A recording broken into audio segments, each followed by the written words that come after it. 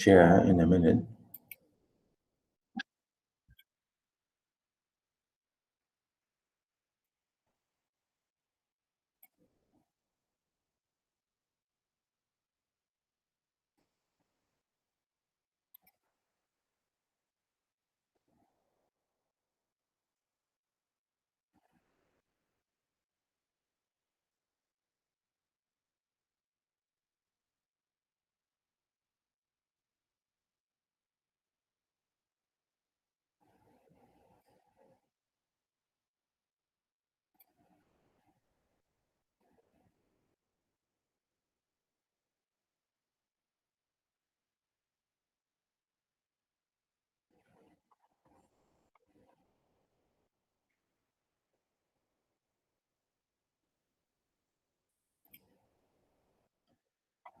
Yeah, our story here on page 6. Page 47. Yeah, 47. Just after the previous story, which is a rose for Emily, and here Joyce, Joyce. You can see, of course.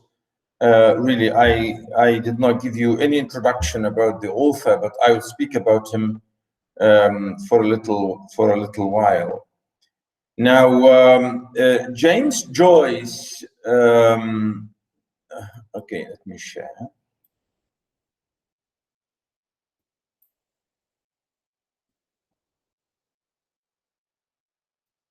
Yeah, you can see my screen, correct?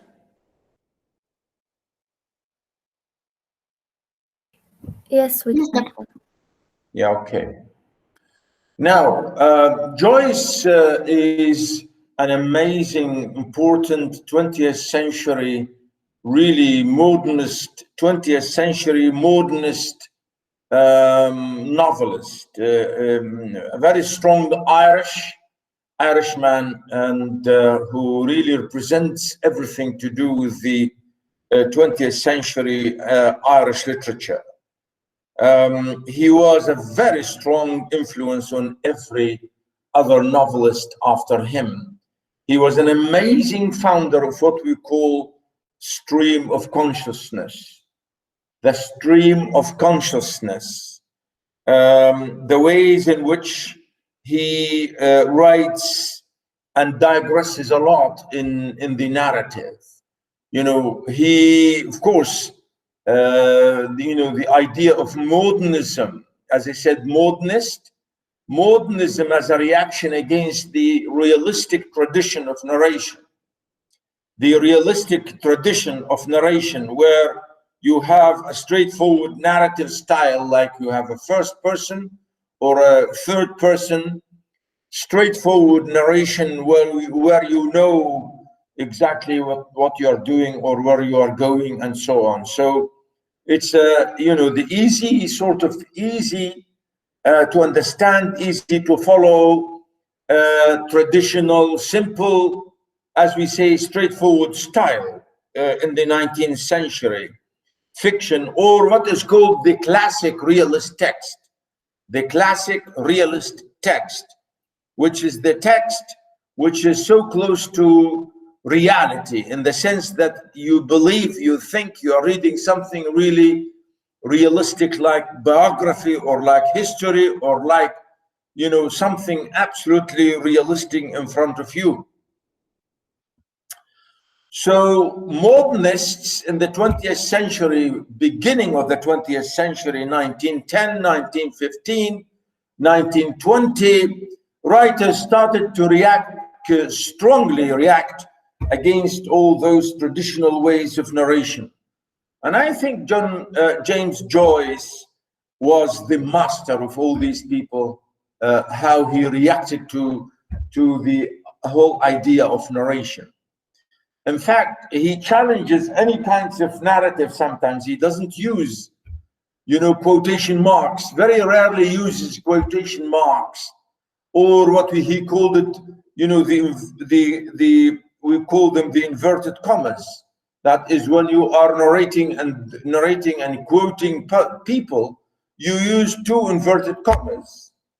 And in fact, because he wanted to challenge this, he never uses these inverted commas. So you have to guess really whether this is a direct speech or indirect speech, whether this is a narrative or meaning a reported speech, or a direct speech. And I think this is sometimes it gets really ugly and sometimes really difficult to understand and to follow. In fact, he did this in most of his novels, really. I will mention some of his novels just now, but he called this, instead of saying, as we say, inverted commas, inverted means, turned upside down, right? Like, because we have these commas like that. Not normally a comma in English is like that. So in quotations, commas are in the opposite direction. So that's why they are called inverted commas. And in fact, he called them perverted commas, to say, they are, ugly in many ways, according to him, of course. He said perverted commas, which is really terrible thing to say about that. But of course, as I said, he said it really in a radical way to just challenge and to shock readers and critics and writers and novelists, say, to use this style, what we say, inverted commas. Of course, what inverted commas, like when you quote here, like, for example, in the story we had previously, here, for example, when you say the quotation, why, of course, these are called inverted commas. These little tiny commas here, you can see this. I think you know them. He would give you a narration like this without any quotations like that. We call them quotation marks, or we say inverted commas. He called them perverted commas, which is really amazing way to say. Anyway, as I said, he did it just for fun, I think, and just for mockery, to laugh at the tradition of narration. Okay, so he did this in so many ways in his novels. As I said, he used this, what we call the stream of consciousness, meaning when you are talking, for example, about your cousin, suddenly you start talking about your reading, and suddenly you start talking about the city, and suddenly you start talking about farming, and maybe suddenly you start talking about the sea, and so on. So you digress in so many directions, and sometimes you lose track. So these many digressions from the main line of argument or the main line of narration is what we call stream of consciousness.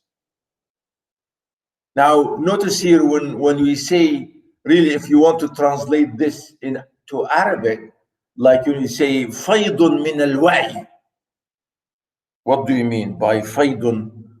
Stream, like or جدول or نهر من الوعي. Come on, what do you mean? We said consciousness, not unconscious, but consciousness. Really, that's the idea. I'm saying when you digress in your speech, like today for me, when I'm giving you the lecture, my lecture today is about a short story, Araby. I could spend the whole class talking about other things, but I have not yet spoken about Araby. So all my speech today would be seen like digressions, like what we call digressions, means deviations, really deviations, not sticking to the main line. Do you understand? Yes. Yeah, so he was the founder of this style, I say, stream of consciousness, and especially in his great novels, like the novel called The Best, I think, the best novel is called Ulysses. Ulysses. And even the most unbelievable novel is called Finnegan's Wake. Finnegan's Wake, again, really is very difficult to understand. Again, using the style of what we call here, I'm saying stream of consciousness. Somebody coming? Yeah, okay.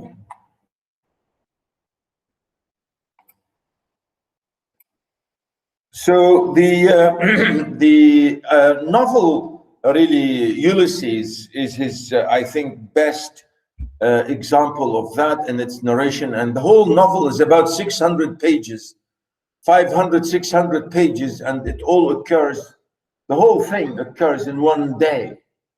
And, you know, you spend hours and hours and hours digressing. And then you get headaches in following, you know, the story, how to follow even the narrative and the story and to see what's going on. Really, it's a very difficult style. As I said, this is done only as a reaction to traditional, easy to read narrative. You read a Victorian novel in a relaxed way. You lie in your bed or on a train or on a bus or on a train station. You sit on a bench and start reading a novel, easily reading a novel in 19th century or realistic novel. Whereas in a modernist novel like this, it is impossible to understand and to follow. You have really to focus and to go back and forth, and to see what's going on. As I said, this is what's called, I say, modernist technique, whereby here we can see that the technique itself becomes the hero. The technique itself becomes the hero. And you really start to wonder about so many questions and so many really elements about that.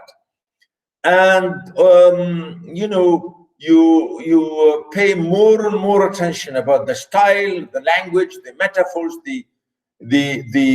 as I said, the sentences, the structure, and blah blah blah. So you start to pay more attention to the structure and language more than anything else. To say that literature is art, literature is technique, literature is language, literature is imagery, literature is not reality, you know? So, and so on. Or when you say literature is not imitation, it is purely imagination, and so on. So really this is, if you like, the whole idea about it. As I said, it's a terrible reaction against realistic fiction. Here in this story is a short story taken from a collection called Dubliners. Dubliners, the people of Dublin. Dubliners is, as I said, the word taken from Dublin, which is the capital of Ireland.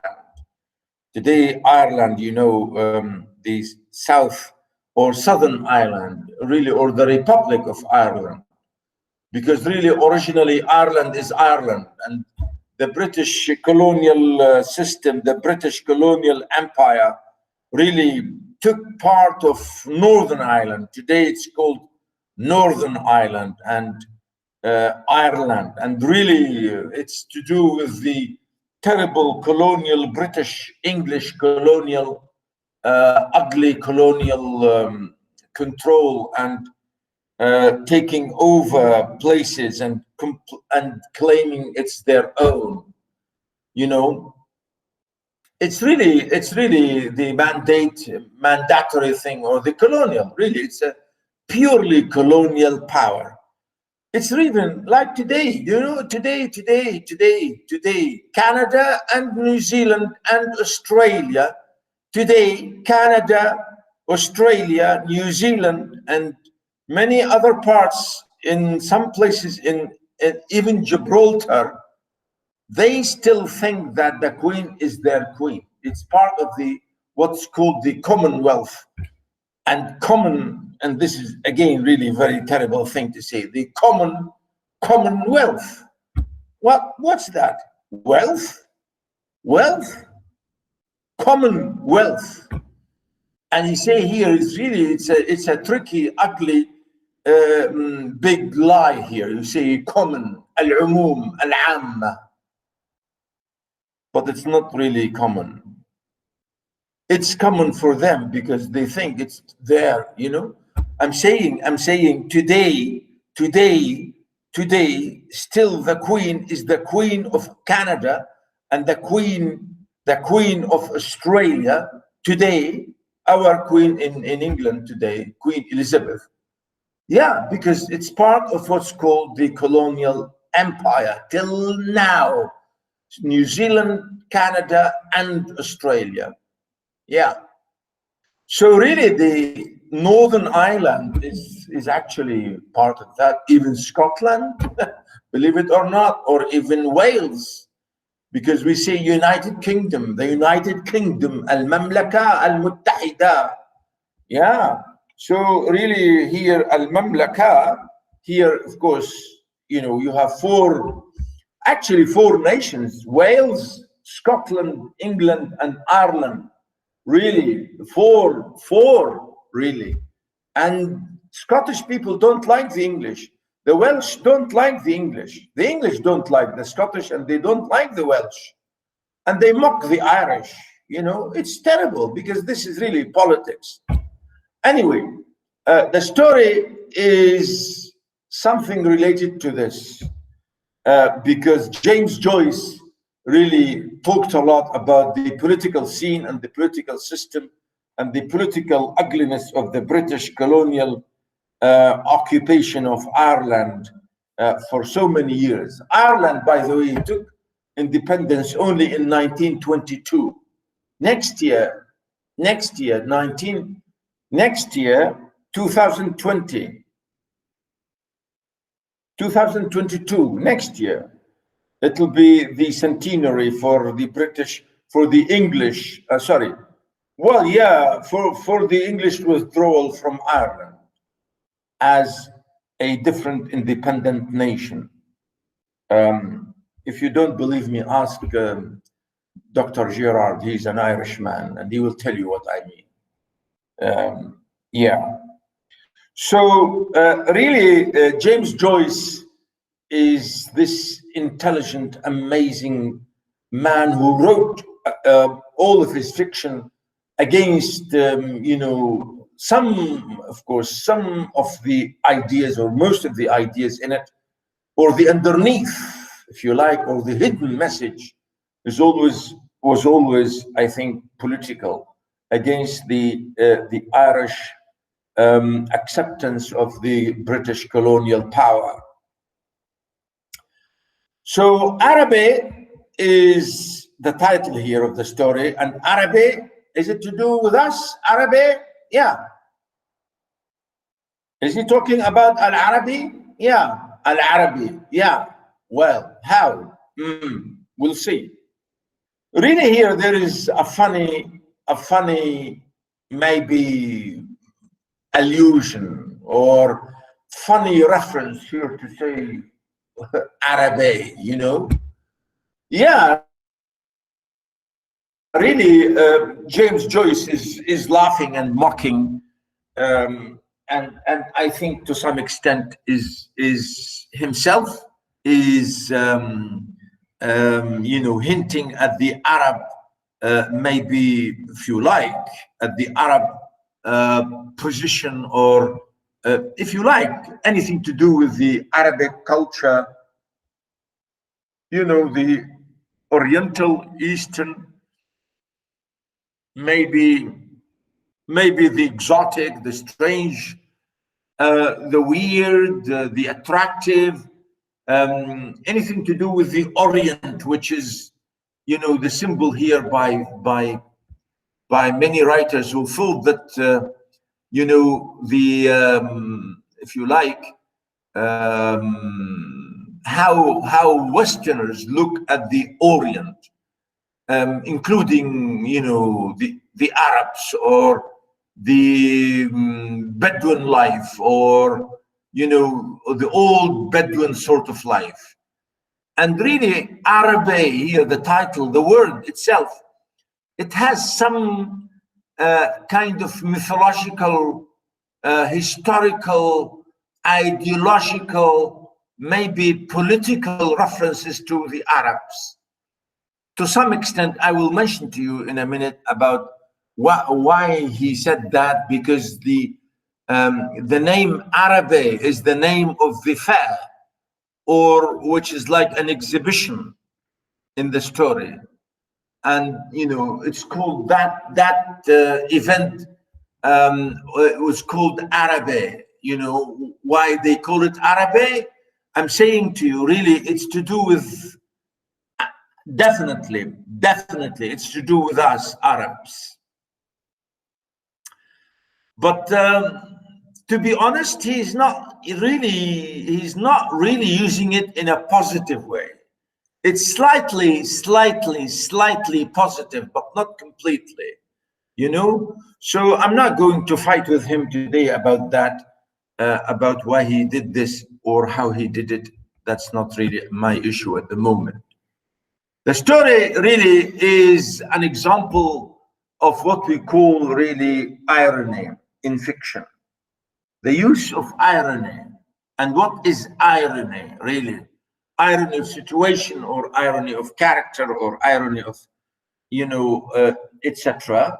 So to say here how a character narrator realizes things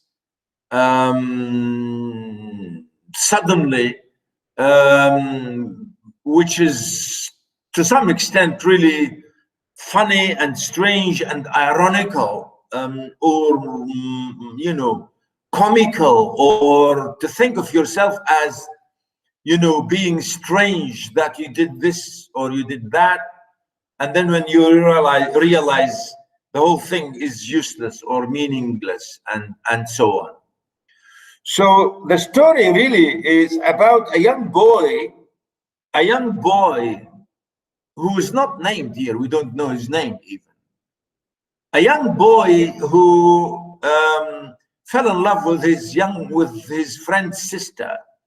His friend. He's a young boy. He's about 7 or 9, or I'm not sure. Yeah, we will see him. I think he would be about 9, maybe, or 11. I'm not sure. We'll see his age in a minute. I can't remember his age now, but I think about that.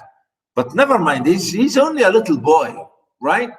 So, and I'm falling in love and thinking that he's in love, and of course, going to this fair to bring a present to his love, and which is amazing, really funny, that he didn't find anything in the fair, and he didn't bring anything, and he came back with nothing.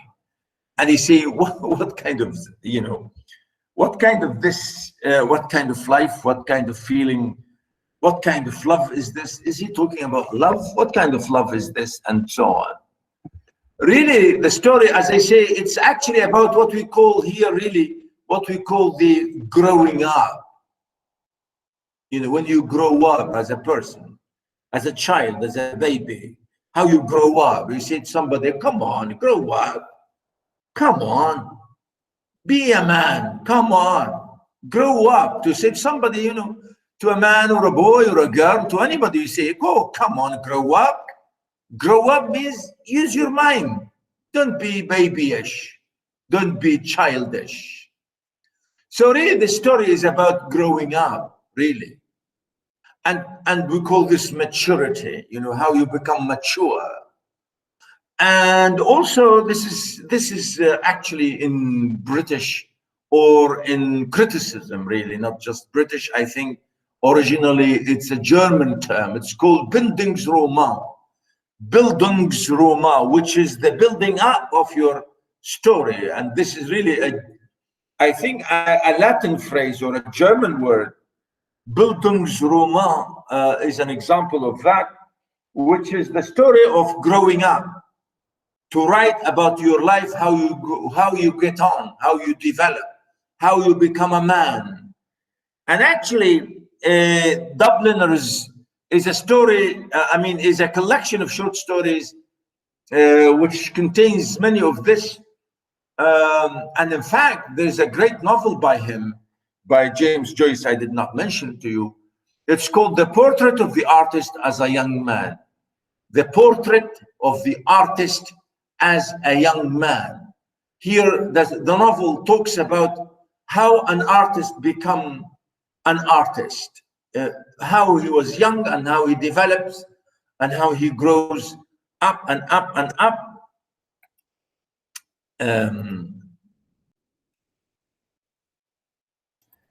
Let me just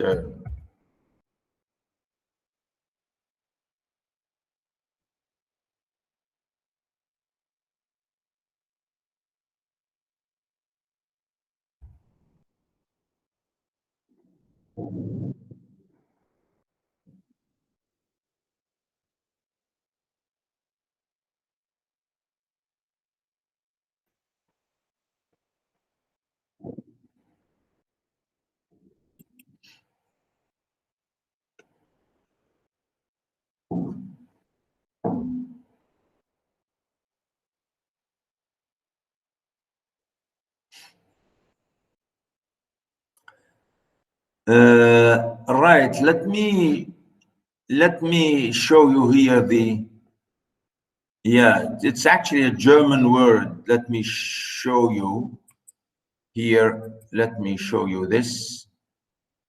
I will share.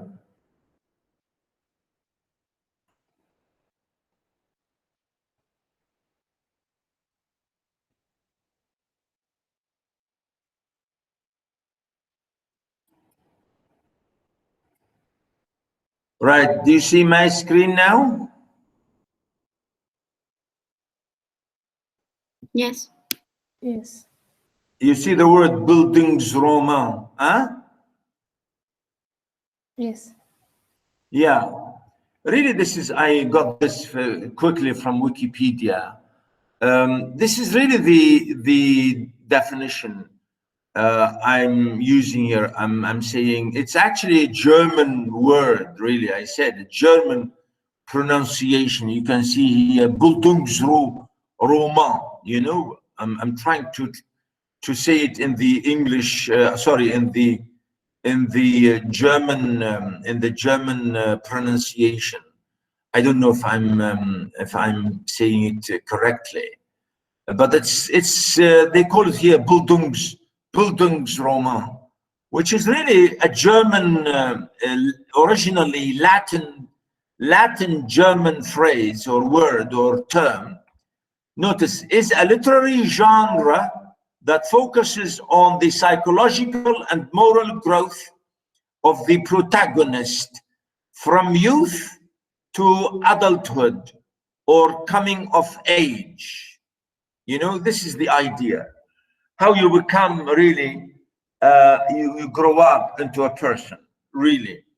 And, you know, this is the main word we use here, really. Notice here, in which character change is important. The term comes from the German word Bildung, which is education, and Roman means novel. Yeah, you have here details about it, but you know, that's not important for me at the moment. I'm just drawing your attention to the word because I mentioned it, so you might as well see what it means. So really, this story, tiny story, is actually related to this genre, which is called Bildungsroman. Sometimes I say building, to build a character, building up your character, really. So this is it, as I say, the maturity or coming of age, or how you grow up morally, psychologically, bodily, blah, blah, physically, and so on, okay? So really, that's the idea I want to say here in this. Let me go back to share our window. Yeah, so Araby is like that. It's about this young boy who telling us about his life and his little experience. And as you can see, it's a short story, but really it's very funny. It's amazing, funny, and ridiculous, and sometimes shocking. You say, "What's this? What is in here?" Really, sometimes you really wonder, as if there's nothing in the story. And the whole story is narrated by the narrator himself, or by a well, a narrator character himself, actually, And as I said, we don't know his name. The whole story, or even the girl's name, even we don't know.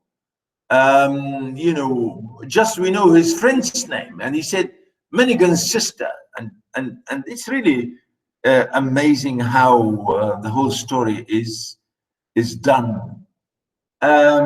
When you read it, sometimes you say this is really a love story. You feel funny about this. Here we have a young boy who's completely in love with this young lady, who is, again, very funny. He even doesn't speak to her, even only once spoke to her. We say, what is this? Come on. So notice here the narrator character speaking to us. North Richmond Street, being blind, was a quiet street, except at the hour when the Christian Brothers School set the boys free. An uninhabited house of 2 stories stood at the blind end, detached from its neighbors in a square ground. The other houses of the street, conscious of decent lives within them, gazed at one another with brown, imperturbable, this is really amazing way how he uses adjectives. Imperturbable faces, sorry. The way these houses, they look so funny, and though, describing here, the narrator describing this street where he lives. As we say, as I said, he's a narrator character who's a really young boy, and he's saying that is describing to us his street. He said blind street. Blind street means one end of the street is closed, one end is shut, is closed. So that's why we call blind detached street. And the way he describes it, let me just, I feel like I don't know what's wrong with me.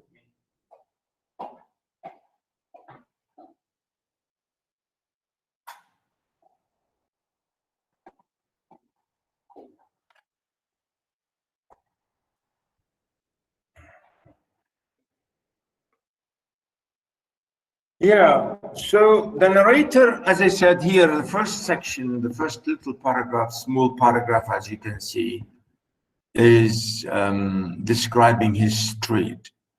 The former tenant of our house, a priest, had died in the back drawing room, musty from having been long enclosed, hung in all the rooms, and the waste room behind the kitchen was littered with old useless papers. So notice here how he again tells us about his house, where he lives. Actually, later on we shall see it's not his house.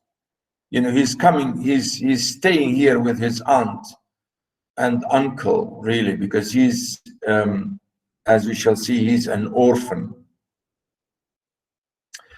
So he's saying the former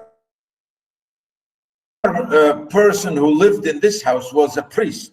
Again, he wants to talk here about religion and priests and the position of religion. As I said, remember James Joyce and Irish people are Catholics, mainly Catholics, and the English were Protestants, and the really here the differences in terms of sectarian divisions and sectarian things, really, for James Joyce. And I think he uses this saying that religious people did not do their job properly to stop colonialism.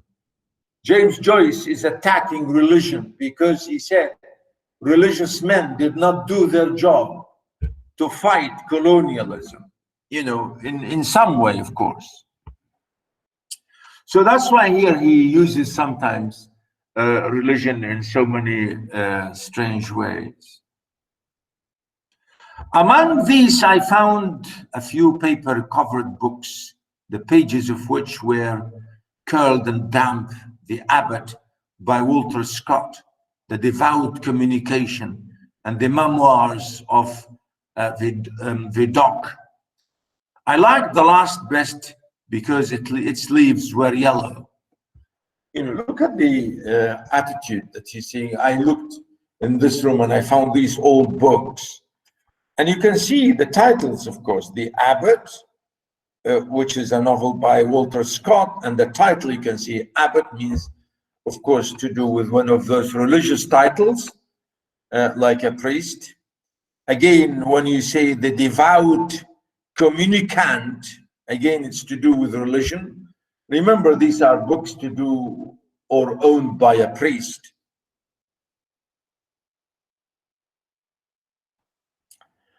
Yeah, so here he gives a hint about the locale, the place, the house, the priest, the effect of this on their society.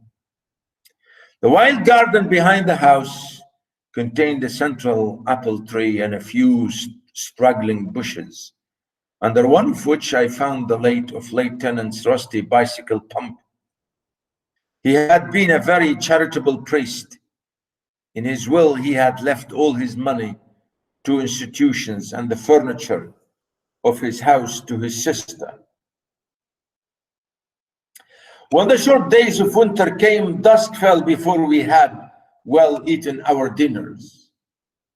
So notice again, he comes to use, you know,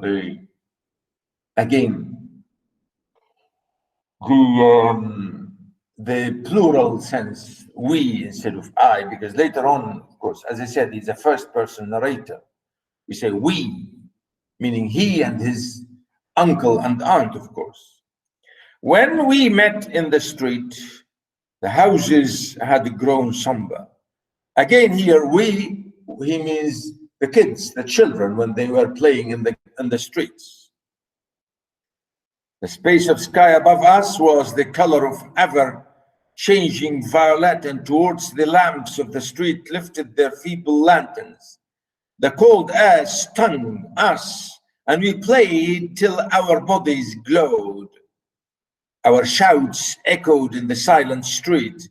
The career of our play brought us through the dark, muddy lanes behind the houses, where we ran the gauntlet of the rough tribes from the cottages to the back doors of the dark, dripping gardens, where odors arose from the ash pits, to the dark odors, stables where a coachman, the dark odors stables where a coachman smoothed and combed the horse or shook music from the buckled harness. You know, you can see again the amazing graphic description here of the boys' reaction about how they were playing in the streets and how they were moving about in the garden and how they would spend times and times till even when it's really night, when it's dark. And the way he describes, uses the word dark, samba, shadow. Notice how many times he uses the word samba, dark, muddy, dark odors, dark, dripping, shadow. And the whole thing seems to be really miserable sort of thing, you know, the way he wants to talk about the idea of really the childish misery, if you like. When we returned to the street, light from the kitchen windows had filled the areas. If my uncle was seen turning the corner, we hid in the shadow until we had seen him safely housed. Or if Manigan's sister came out of the doorstep to call her brother to his tea, we watched her from our shadow peer up and down the street. So you see here the narrator using, as I said, the third person pronoun, which is we. But as I said, he's a first person narrator, speaker, character himself, narrator, character himself. We don't know his name. Even Manigan's sister, he said, Manigan's sister. Even we don't know her name, just his sister, Manigan's sister.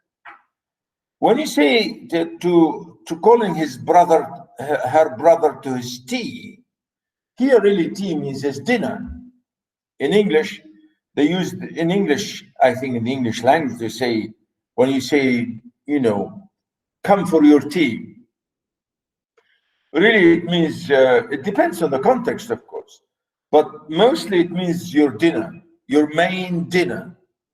Did you have your tea? We say to somebody, did you have your meal? Really, tea here means meal, your main dish, your main food. We waited to see whether she would return or go in, and if she remained, we left our shadow and walked up to Manigan's steps. To Manigan's steps resignedly.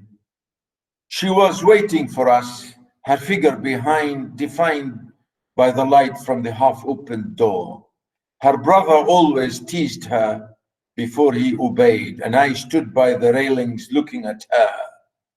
Her dress swung as she moved her body, and the soft robe of her hair tossed from side to side.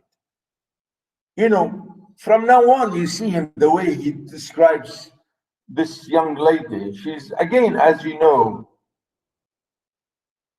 she's the same age as him, maybe 9, 8, I don't know, 8, 9, 10, 8, 9, 10, you know. You say, what kind of love is this? Come on, boy. You are a terrible boy. So here our friend fell in love with this young lady, and he's telling us about that. Every morning I lay on the floor in the front parlor watching her door. What?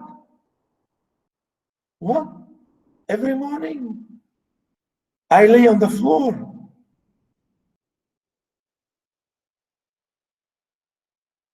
I lay on the floor in the front parlor watching her door.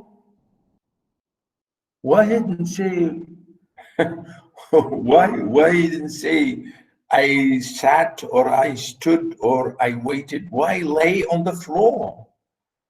You know, like a baby lying sleeping on the floor. Why? Watching her. The blind was pulled down to within an inch of the sash so that I could not be seen. So he was hiding behind the curtain, so he does not want his aunt and uncle to see him watching from the door. Notice. Sorry.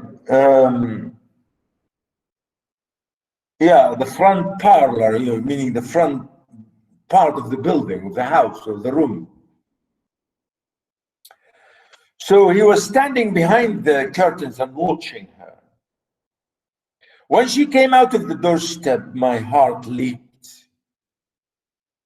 Wow, his heart jumped. I ran to the hall, seized my books, and followed her. I kept her brown figure always in my eye, and when we came near the point at which our ways diverged, I quickened my pace and passed her. This happened morning after morning. I never spoken to her except for a few casual words. And yet her name was like a summons to all my foolish blood.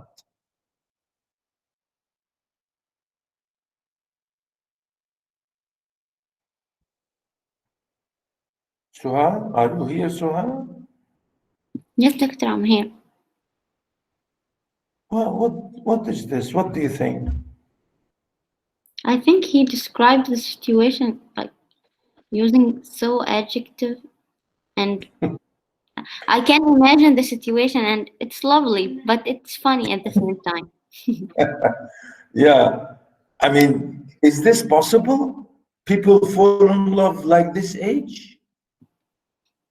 I don't know. This is a philosophical question. Yeah, boys, are you here, boys? Is it possible? Look what how he described her. He said, happened morning after morning.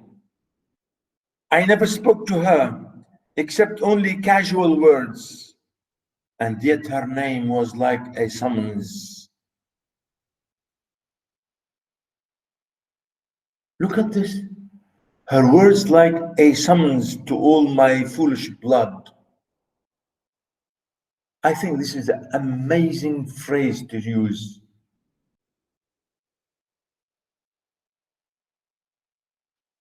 The word summons normally is used for religious meaning.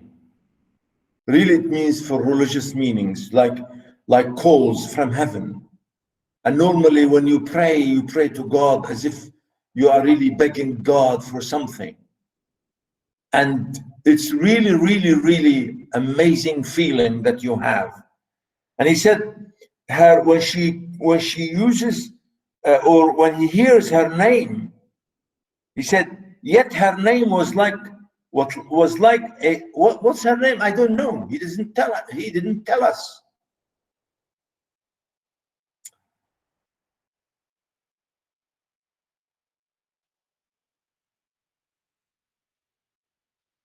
واسمها كان what? Was like a summons to all my foolish blood. Meaning his blood, the movement of his blood, the pressure and the life and everything in his blood is moving because of her name. Wow. Wow. So all his, he said, my blood is summoned for life because of her. Wow, what a great love. Amazing. Oh, what a shame. Come on, boy. What's wrong with you? Yeah.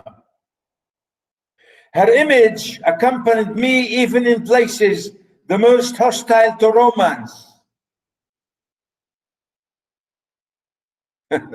Again, really here is funny. You see, when you see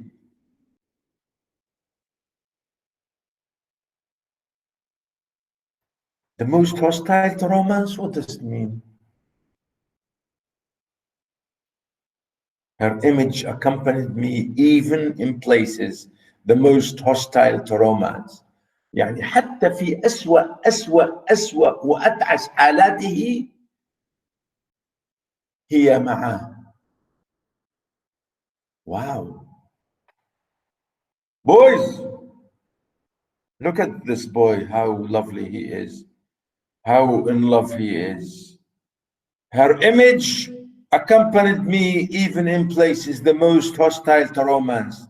On Saturday evenings, when my aunt went marketing, I had to go to carry some of her parcels.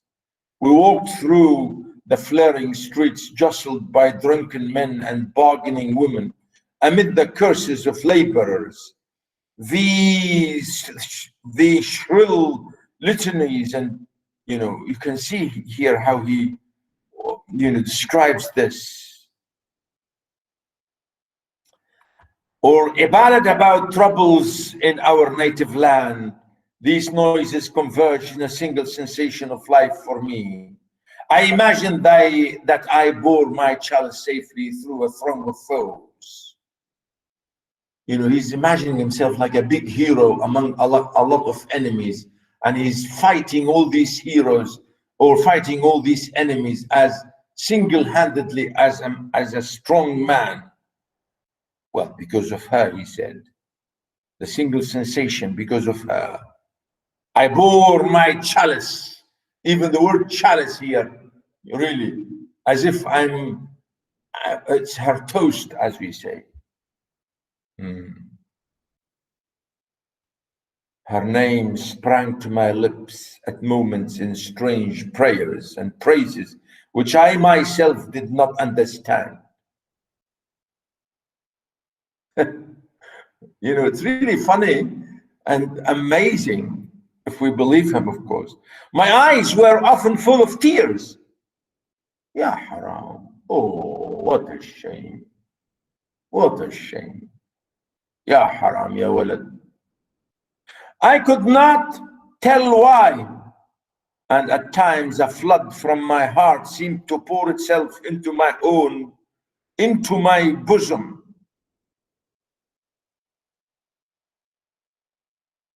What a lovely romantic description. What? فيض من الدموع تحشرج في صدري. Flood. Pouring itself into my bosom. I thought little of the future. خلاص. No future. He's thinking of her. I did not know whether I would ever speak to her or not, or if I spoke to her, how I could tell her of my confused adoration. Adoration. Ya haram. Ya haram. You know adoration? When you say adore, you know adore? To adore someone. Yeah. استغفر الله إلى حد العبادة. كيف أقول لها come on boy, what's wrong with you? How I could tell her of my confused adoration. But my body was like a harp, and her words and gestures were like fingers running upon the wires. يا ويلي يا أمي ما أحلى هالحكي. My body was like a harp ولكن جسدي كان كالقيثارة وكلماتها وحركتها were like fingers. كانوا كالأنامل كالأصابع على أوتاري على هذه الأوتار على تلك الأوتار. يا ولد يا ولد.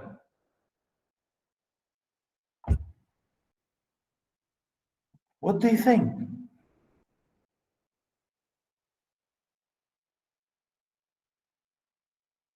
I think this is the most romantic, description, a love language, love story you can read, really. Amazing. Amazing. My body was like a harp. One evening, I went into the dark drawing room in which the priest had died. It was a dark, rainy evening, and there was no sound in the house. Through one of the broken panes, I heard the rain impinge upon the earth, the fine, incessant needles of water, blah, blah, blah, blah. I was thankful that I could see so little. All my senses seemed to desire to veil themselves, and feeling that I was about to slip from them, I pressed the palms of my hands together until they trembled, murmuring, oh love, many times, oh love. يا ولد يا ولد يا ولد. Yeah. Really, this is the shock later on, of course, when we laugh, and this is what we say, the irony when he discovers that he's not in love, you know? At last, she spoke to me, alhamdulillah. Now he's saying, at last, وأخيرا كلمتني. يا ريتها لم تكلمك. At last, she spoke to me. When she addressed the first words to me, I was confused, that I did not know what to answer. She asked me, was I going to Araby? She asked me, was I going to Araby? I forgot whether I answered yes or no. It would be a splendid bazaar, she said. She would love to go. So there is, as we said, a bazaar or a fair, you know, fair or bazaar. And why can't you, I asked. Funny here, our friend is using perverted commas. I said in many of his fiction, he doesn't use them. But now here he's using them. You know, he's crazy, this man. While she spoke, she turned a silver bracelet round and round her wrist. She could not go, she said, because there would be a retreat that week in her convent. Her brother and two other boys were fighting for their caps, and I was alone at the railings. She held one of the spikes, bowing her head towards me. The light from the lamp opposite our door caught the white curve of her neck, lit up her hair that rested there, and falling, lit up the hand upon the railing. It fell over one side of her dress and caught the white border of a petticoat, just visible as she stood at ease. It's well for you, she said. If I go, I said, I will bring you something.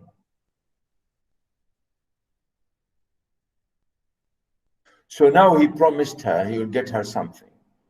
And he will go to bazaar because she said, you have to go to. He has no idea and he doesn't care about it even. What innumerable follies, innumerable follies laid waste my waking and sleeping thoughts after that evening. I wished to annihilate the tedious intervening days. Look at the verb here, to annihilate. He wants Saturday to come quickly because he wants to go to Araby, to the bazaar, because she told him he should go there because it's a lovely thing. But she said, I can't go because I'm busy going to a retreat. So he's going because she said to him, it's a good thing. And he said, I will get you something, you know. And, you know, it's really, really amazing and funny, boys and girls here. Please read all this. I think it's an amazing thing. Now, he,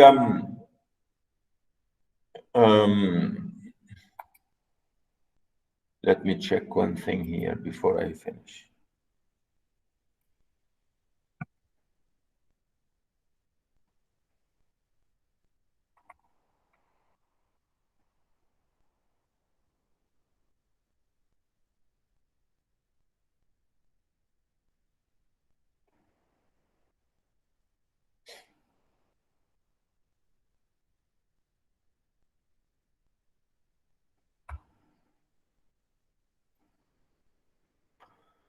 So we say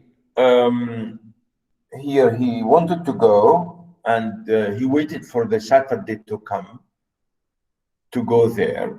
But as you know, he's a young boy and he has no power to go on his own. He needs to take some money from his uncle. And he waited there, for example, on Saturday morning. I reminded my uncle that I wished to go to the bazaar in the evening. He was fussing at the whole stand, looking for the hatch brush, and answered me, sorry, curtly. Yes, boy, I know. And he was in the hall. I could not go into the front parlor and lie at the window. I left the house in bad humor. He tells us that he wants to go, but he needs the money from his uncle. His aunt can't give him because she doesn't have money. So he had to wait, and his uncle went, and he was late to come back home because he was held up by his friends. They went into some kind of, entertainment, which is like they went to a bar, and they waited for some time. And this is, of course, to do with the question of drink. And he waited and waited and waited. And his aunt really felt angry because, or at least she felt sorry for him that he can't go without his money. And here she said to him, can't you give him the money and let him go? You have kept him late enough as it is. My uncle said he was very sorry, he had forgotten. He said he believed that the old saying, all work and no play makes Jack and a dull boy. He asked me where I was going, and I told him a second time. He asked me, did I know the Arab's farewell to his steed? When I left the kitchen, he was about to recite the opening lines of the piece to my aunt. Of course, you can see here is a reference here, as you can see, is a quotation, really. It's an amazing poem. The title, The Arab's Farewell to His Steed, really here is an amazing, as I said, to do with the Arab culture. And this is the reference to Arab poetry. And the title you can see here, The Arab's Farewell to His Steed, as if to say how Arabs sometimes write poetry to their, to their horses, especially when they are knights or when they are in battles and they love their horses, if you like hear what he's saying here. So the Arab's farewell, as if to say, like a farewell speech or a farewell something, party or speech or poem or honorary thing to his horse, steed here, horse. And this is also a reference to a poem actually by an Irish poet. It's an amazing poem, really. If you Google the title, you will find the title. It's a long, lovely poem. I think I have it here.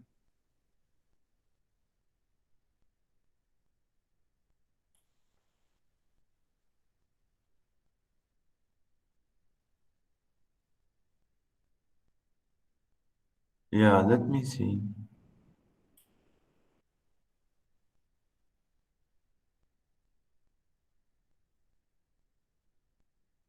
Yeah, it's here.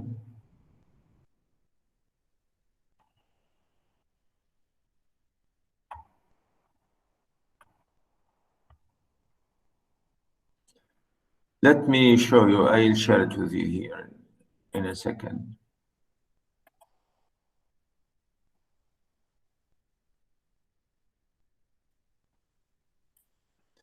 Yeah, this is the poem. The Arab's Farewell to His Horse. And this is a poem by Caroline Elizabeth Thera Norton. Caroline Elizabeth Sarah Norton, died 1877. My beautiful, that standest meekly by, with thy proudly arched and glossy neck and dark and fiery eye. Fret not to roam the desert now with all thy winged speed. I may not mount on thee again, thou art sold my Arab steed. Fret not with that impatient hoof snuff, not the breezy wind. The further that thou fliest now, so far am I behind. The stranger has thy bridle rein, thy master has his gold. Fleet-limbed and beautiful, farewell. Thou art sold, my steed, thou art sold. Farewell, those three untired limbs. You know, this is an amazing, really lovely poem. And, you know, it's going about it, about the Arab and mentioning all this. And this is reference, you know, I think here reference to, again, to Arab culture, and to see what really the writer here would like to say, you know, as if looking in a very amazing romantic, something which you can't have, amazingly, you know, you can't have an imaginative. So here he's using this, I think, indirectly, I think here in this way, in a positive sense, I think. So here you can see that he goes on, and then the funny thing is, he went to the bazaar and he really was shocked. He didn't find anything. Why? Because he was late and the bazaar was nearly closing. Notice, I couldn't find any sixpenny entrance, and fearing that the bazaar would be closed, I passed in quickly. So he went into quickly to the bazaar. Notice here, remembering with difficulty why I had come, I went over to one of the stalls and examined porcelain vases and flower tea sets. At the door of the stall, a young lady was talking and laughing with two young gentlemen. I remarked their English accents and listened vaguely to their conversation. They were speaking. Oh, I never said such a thing. Oh, but you did. Oh, but I did not. Didn't she say that? Yeah, I heard her. Oh, there is a fib. Observing me, the young lady came over and asked me, did I wish to buy anything? The tone of her voice was not encouraging. She seemed to have spoken to me out of a sense of duty. I looked humbly at the great jars that stood like Eastern guards at either side of the dark entrance to the stall and murmured, no, thank you. The young lady changed the position of one of the vases and went back to the two young men. They began to talk on the same object. Once or twice, the young lady glanced at me over her shoulder. I lingered before her stall. Though I knew my way was useless, to make my interest in her wares seem the more real. Then I turned away slowly and walked down the middle of the bazaar. I allowed the 2 pennies to fall against the 6 penny in my pocket. I heard a voice call from one end of the gallery that the light was out. The upper part of the hall was now completely dark. Gazing up into the darkness, I saw myself as a creature driven and derided by vanity, and my eyes burned with anguish and anger.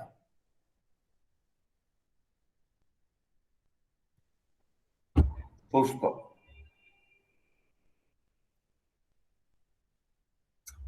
So what did he do? Nothing. What did he buy for her? Nothing. Did he like the place? Nothing. Is he still in love with her? Nothing. No. That's why he said anger. I looked up, anguish and anger. Burned, notice, vanity. Vanity. And my eyes burned with anguish and anger. Again, darkness. Gazing up into the darkness, I saw myself a creature driven and derided. Derided means I was mocked. I was laughed at. I was mocked and laughed at. I don't like it. As if to say to me, grow up, boy. What love are you talking about? Come on, grow up. So that's why he felt terrible. The whole place was shut and only heard those two ugly English people laughing, two boys and one girl laughing and talking nonsense. And he did not want to buy anything from there. He didn't like anything. He didn't buy anything. So where is the love? He said to his, I just said that he said, you know, her body and, you know, his body, the harp. Where is the harp? Where is the music? His heart is dancing for her. Where is it? Disappeared. Wow, disappeared. So really, this is the irony, and this is the absolute shock, because he expected the fair and the bazaar to be amazing, but he didn't find anything. So he was absolutely angry and shocked that he didn't see anything. What was it that he was always thinking about and dreaming about and imagining about? But it was nothing. There was nothing, only his imagination. Only his imagination. Grow up, boy. Right, I think that's enough. And I think you can have more and more ideas if you want about this story, because it's an amazing story. I will stop here and I'll continue next time. Next time I'll move on to the next story. Flannery O'Connor, as you can see it, a good man is hard to find. Flannery O'Connor, a good man is hard to find. A story, an American story. Later on we shall see. Right, I'll stop here, boys and girls, and I'll stop recording